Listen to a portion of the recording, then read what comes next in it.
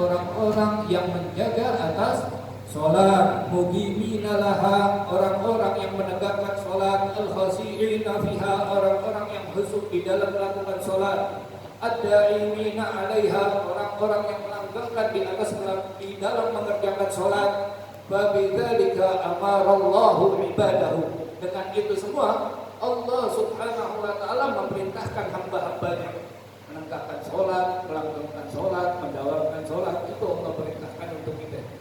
Ibadahul mu'minina fi kitabihi, hamba-hambanya yang beriman di dalam kitabnya, wabihi, dan dengan sifat wabihi, dan dengannya, dengan perkara-perkara salat tersebut, wasafahum, Allah mensifati orang-orang yang beriman. Faqala azza wa jalla min qail, dan Allah Subhanahu wa taala berfirman, hafizu ala salawati was salatil wusta wa qumu lillahi qanitin. Hafizu, jagalah oleh kalian ala salawat, atas beberapa salat, was salatil wusta, dan salat wusta. Salat wusta nanti dijelaskan sama Imam Haddad. Wa qumu lillahi qanitin, dan laksanakanlah salat karena Allah dengan khusyuk, dengan tunduk kepada Allah Subhanahu wa taala. Salawat, yang dimaksud salawat di dalam ayat ini, hiyal maktubatul khamsu, itu adalah salat yang 5 waktu. Hafizu ala salawat, jamak itu yang dimaksud di dalam ayat ini adalah salawat yang 5 waktu. Ad-dhuhru wal asru wal maghribu wal isya'u was subhu, yaitu zuhur, asar, maghrib, isya, subuh. Ada yang enggak tahu? Tahu semua. Ada yang enggak ngerjain? Semua salat itu 5 waktu. Hafizu ala salawat, itu beda apa? Hafizu ala salawat. Jagalah salawat, jagalah oleh kalian salawat. Fatilka hiya salawatul lati la yasa'u ahadan minal muslimina tarku syai'in minha fil hali minal ahwal madama ya'qilu. Fatilka hiya salawat, dan itu adalah salat-salat allati la yasa'u, yang tidak diperbolehkan atau tidak ada keluasan ahadan bagi seseorang pun minal muslimin, dari kalangan orang-orang Islam, tarku syai'in minha, meninggalkan sesuatu pun daripada yang 5 ini. Fil hali minal ahwal, dalam berbagai keadaan. Tidak boleh seseorang meninggalkan salat 5 waktu dalam berbagai keadaan apapun, madama yaqilu, selama dia masih memiliki akal. Kalau masih memiliki akal, wajib hukumnya melakukan salat yang 5 waktu. Boleh ninggalin salat 5 waktu. Kalau dia tidak kok, tidak boleh tinggalin.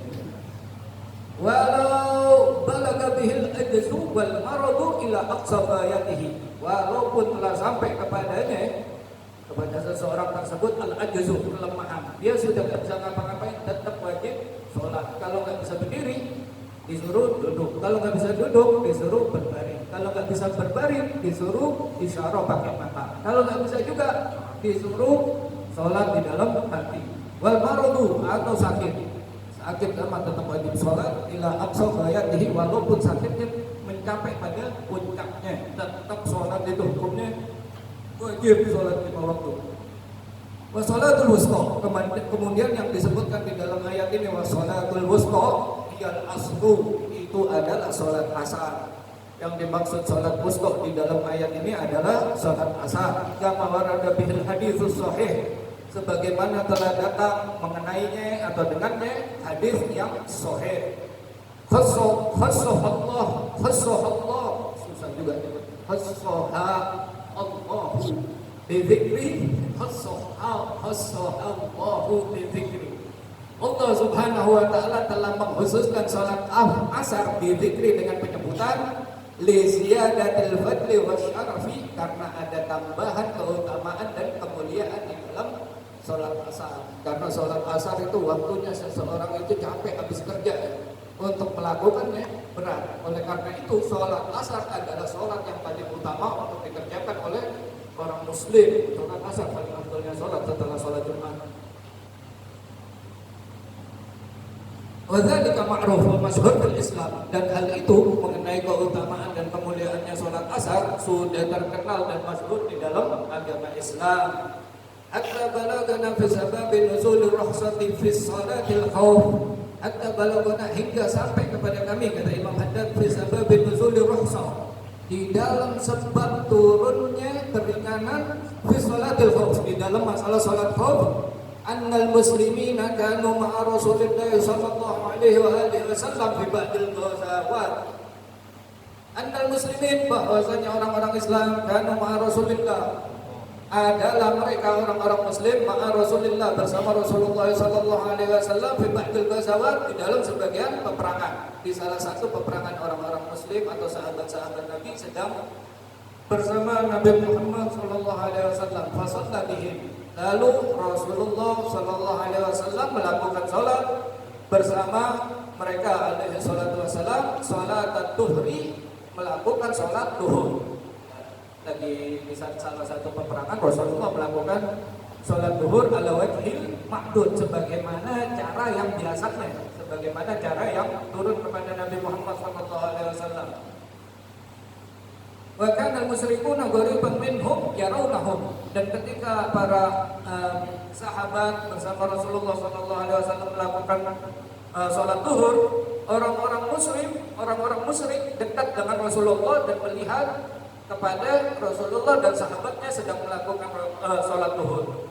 Falamma faragu min salatihim, ketika telah selesai Nabi Muhammad SAW dan para sahabatnya dari sholat mereka, qala ba'dul musyrikin, orang-orang musyrik atau sebagian orang musyrik berkata, inna lahum ba'dah law aqartum alaihim wa hum fi salatihim la asabtumuhu, katanya. Lau agartum, kalau kamu menyerbu mereka, ya, orang-orang musyrik bikin siasat, kalau kalian menyerbu mereka, lau agartum, apabila menyerbu siapa kalian alaihim, atas mereka, wa hum fi salatihim, dan mereka sedang berada di dalam salatnya, la asabtumuhum, tentu kalian bisa mengalahkan mereka. Kalau ini coba lagi pas salat kita serang, kita pasti menang melawan Nabi Muhammad dan sahabatnya. Faqala bagiyatul musyrikin, lalu berkata sebagian orang-orang musyrik, inna lahum ba'da hadhihi salati salatan, sesungguhnya ada pada diri mereka atau di kalangan mereka setelah melakukan salat duhur ini satu salat, katanya, hiya ahabbu ilaihim min abaihim wa abnaihim, yang mana salat tersebut lebih mereka cintai daripada ayah-ayah mereka dan anak-anak mereka. Orang-orang musyrik tahu, tapi Islam masa bodoh. Orang-orang musyrik tahu bahwasanya salat asar lebih dicintai Nabi dan sahabatnya dibandingkan mereka cinta kepada bapak-bapaknya dan anaknya. Ya'nun al-asra, yang aku maksud ya'nun yaitu al-asra, salat asar.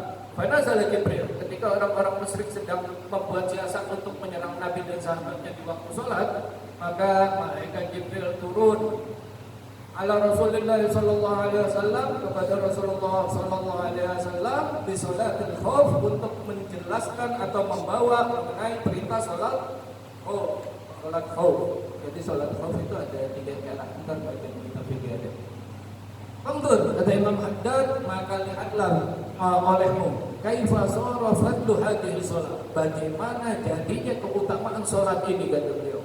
A'nil asra, yakni yang aku maksud adalah salat asar, makluman hatta lil musyrikin, diketahui walaupun bagi orang-orang musyrik. Mereka tahu keutamaan salat asar, apalagi kita seharusnya lebih tahu lagi. Saking utamanya salat asar, kata Imam Haddad, sampai orang-orang musyrik tahu bahwasanya salat asar itu lebih dicintai oleh Nabi Muhammad dan lebih dicintai oleh Nabi Muhammad dan sahabatnya dibandingkan ayah-ayah mereka dan anak-anak mereka. Allah Ta'ala, dan Allah Subhanahu wa Ta'ala ini mengenai apa? Keutamaan salat. Dan Allah Subhanahu wa Ta'ala berfirman, munibina ilaihi wattaquhu wa aqimus salata wa la takunu minal musyrikin, munibina ilaihi, dan kembali kepada Allah. Ini ada ayat sebelum. Wattaquhu, dan bertakwalah kalian kepada Allah, wa aqimus salata, dan dirikanlah oleh kalian salat, wa la takunu minal musyrikin, dan janganlah kalian termasuk ke dalam golongan orang-orang musyrik.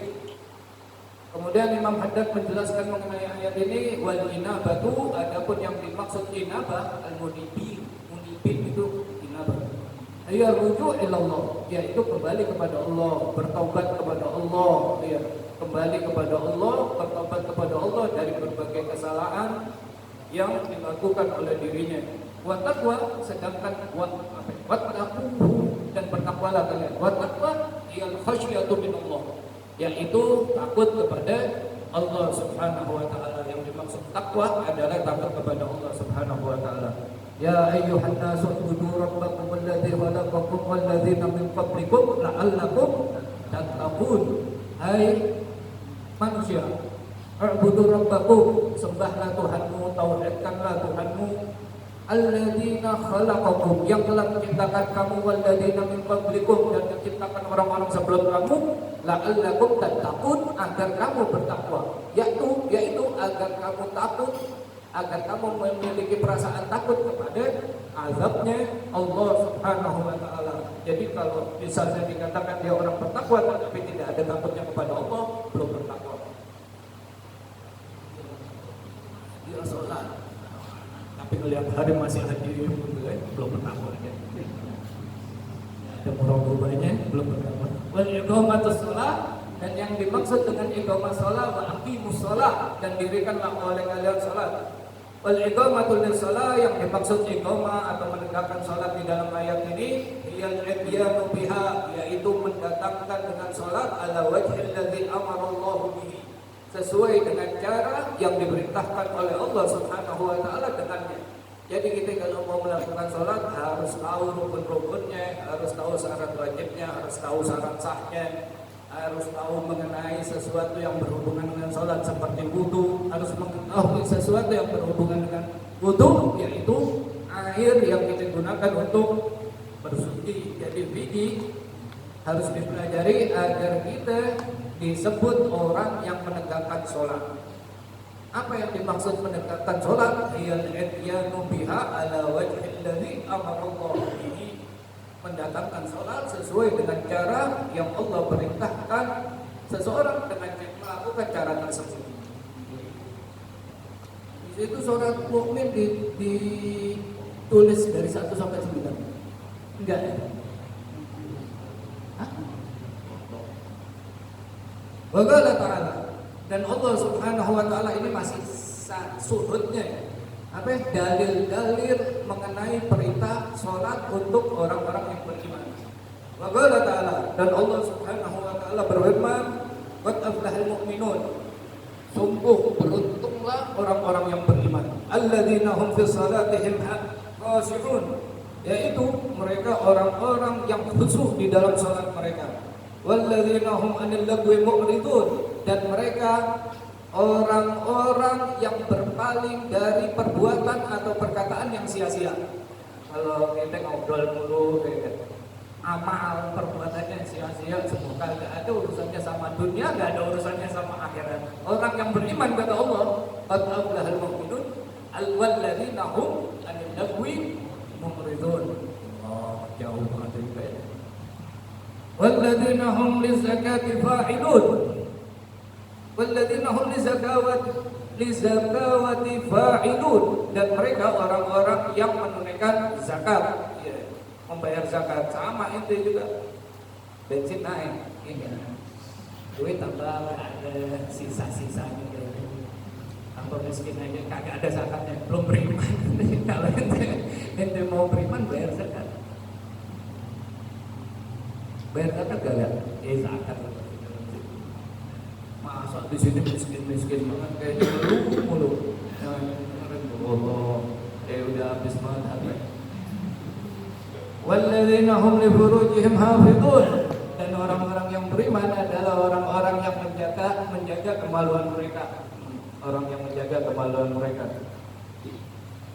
dari melakukan perbuatan yang tercela, zina,